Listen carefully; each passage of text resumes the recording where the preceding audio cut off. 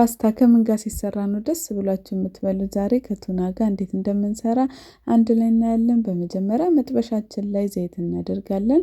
ዘይቱ ጋለ ሲልልን ሽንኩርት እናደርጋለን። ሽንኩርት በነጩም በቀዩም አለ አይደል? የፈረንጁን ሽንኩርት ስለምጠቀም ነው ለፓስታ ምናምን ሲሆን ከዛ በኋላ ሽንኩርታችን ቀላ ብሎ ሲበስልልን ነጭ ሽንኩርት እናደርጋለን። 1-2 ፍሬ ነጭ ሽንኩርት ፍቅፍቀን እናደርግበትና ነጭ ሽንኩርቱንም ትንሽ እንጠብሰዋለን።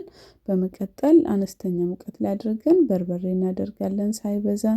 በርበሬ ውጪ የምትኖሩ ከሆነ ማታገኙ ከሆነ ፓፕሪካ ፓውደር መጠቀም ትችላላችሁ። አረብ ሀገር ካላችሁ የአረቦቹን በርበሬ መጠቀም ትችላላችሁ። ወይም ደግሞ ቲማቲም ድልህም ማድረግ ትችላላችሁ ቀላ እንዲያደርግላችሁ። በርበሬው ከተጠበሰ በኋላ ቱናችንን እናደርጋለን። የቱናው ዘይት ሲኖረው ትንሽ ቃናው ስለሚከብደኝ የቱናውን ዘይት አውጣዋለሁ። እናንተ ቱና በጣም የምትወዱ ከሆነ ዘይቱን መጠቀም ትችላላችሁ።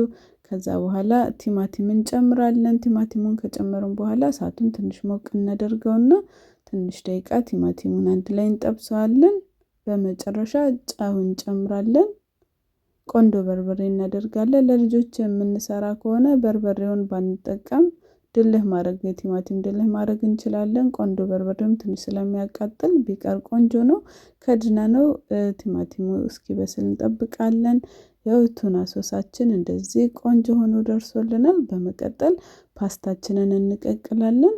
ለቅ ያለ ድስት ላይ ውሃ በርከት አድርገን እናደርጋለን። ከዛ ትንሽ ዘይት እናደርጋለን። ጨው ለጣዕም እናደርጋለን። ከዛ ፓስታችንን እንጨምራለን። ፓስታ ስንቀቅል ውሃው በደንብ ፍልቅልቅ ቢል ቆንጆ ነው። ከፍተኛ ሙቀት ላይ ብታደርጉት በደንብ ሲፍለቀልቅ እርስ በርስ እንዳይያዝ ይረዳዋል። ፓስታችን በስሏል። እናውጣና ማጥለያ ላይ እናደርገዋለን። ውሃው ጥፍፍ ሲልልን ሶሳችን ላይ እናደርግና አንድ ላይ እንለውሰዋለን። ማንኛውም ጊዜ ፓስታ ስንሰራ ቀድመን ሶሱን ማዘጋጀት፣ አትክልትም ከሆነ አትክልቱን አዘጋጅተን ነው ከዛ ፓስታ መቀቀል ያለብን። አለበለዚያ ፓስታ ከተቀቀለ በኋላ ሲቀቀል ባያያዝ እንኳን ሲቀመጥ ሲቀዘቅዝ እርስ በርስ የመያዝ ባህሪ ስላለው ሶሱን ካዘጋጀን በኋላ ብንቀቅለው ቆንጆ ነው። መጨረሻ ፓስታችን እንደዚህ ቆንጆ ሆኖ ደርሶልናል። ሳህናችን ላይ አቅርበን መብላት ነው። በጣም ነው የሚጣፍጠው። እናንተም ቤታችሁ ሰርታችሁ ሞክሩት፣ ትወዱታላችሁ።